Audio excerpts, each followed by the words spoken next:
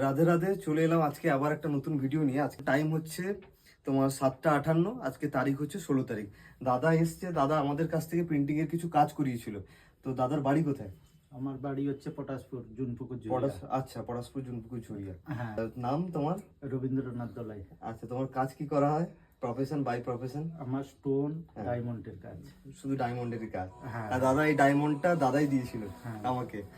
তো দাদা কিছু অর্ডার দিয়ে গেছিল, দাদা তো অনেকদিন হয়ে গেল, কাজও রেডি ছিল। ঠিক আছে, এটা হচ্ছে 300 GSM এর ভিজিটিং কার্ড। এটাই হচ্ছে দাদার শপের name, new Shrikrishna diamond jewellery works. তো দাদার কাজের সুবাদে দাদা আসতে পারেনি, তো দাদা আজকে এসে কালেক্ট করলো 500 পিসের ভিজিটিং কার্ড।